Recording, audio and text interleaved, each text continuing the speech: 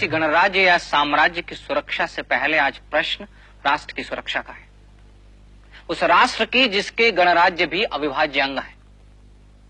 अब कैकेय व कौरव, मगध व मालव को साथ साथ कंधे से कंधा मिलाकर भारत की सीमाओं की रक्षा करनी होगी। आचार्य, तक्षशिला की सीमाओं की रक्षा करने का उत्तरदायित्व हमारा कैसे हो सकता है?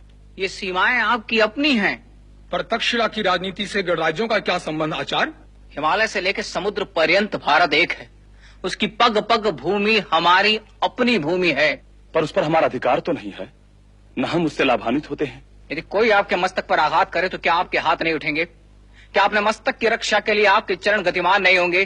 क्या आपकी बुद्धि आपकी रक्षा का प्रयास नहीं करेगी? अवश्य करेगी। आप उसी राष्ट्र के अंग है जिसका अभिसार व तक्षशिला मस्तक है गणमुख्य।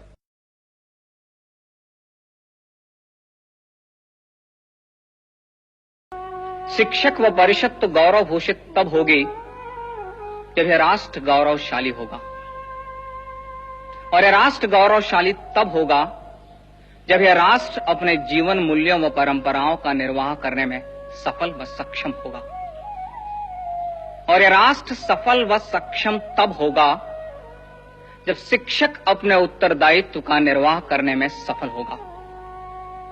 और शिक्षक सफल तब कहा जाएगा जब वह प्रत्येक व्यक्ति में राष्ट्रीय चरित्र का निर्माण करने में सफल हो।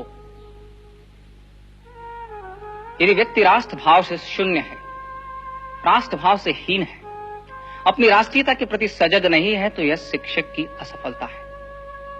और हमारा अनुभव साक्षी है कि राष्ट्रीय चरित्र के अभाव में हमने अपने राष्ट्र को अपमानित होते देखा है। हमारा अनुभव है कि शस्त्र से पहले हम शास्त्र के अभाव से पराजित हुए हैं। हम शस्त्र और शास्त्र धारण करने वालों को राष्ट्रीयता का बोध नहीं करा पाए और व्यक्ति से पहले खंड खंड हमारी राष्ट्रीयता हुई। शिक्षक इस राष्ट्र की राष्ट्रीयता व सामर्थ्य को जागृत करने में असफल रहा। यदि शिक्षक पराजय स्वीकार कर ले तो पराजय का वह भाव राष्ट्र के लिए घातक होगा।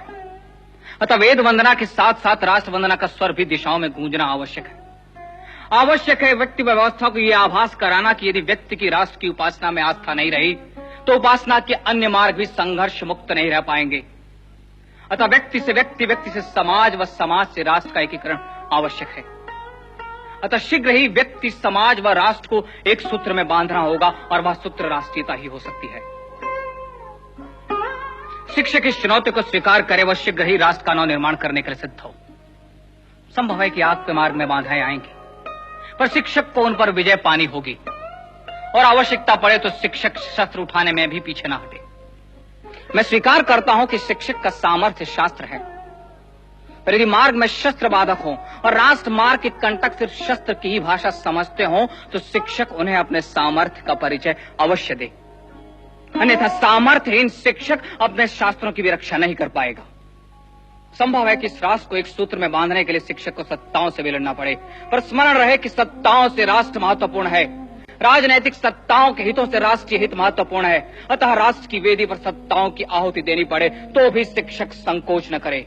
इतिहास साक्षी है कि सत्ता व स्वार्थ की राजनीति ने इस राष्ट्र का अहित किया है। हमें अब सिर्फ इस राष्ट्र का विचार करना है। यदि शासन सहयोग दे तो ठीक, अन्यथा शिक्षक अपने पूर्वजों के पुण्य व कीर्ति का स्मरण कर अपने उत्तरदायित्व का निर्वाह करने में सिद्ध हो।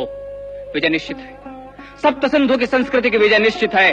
विजय निश्चित है इस राष्ट्र के जीवन मूल्यों की। विजय निश्चित है इस राष्ट्र की। आवश्यकता मात्र आवाहन की है।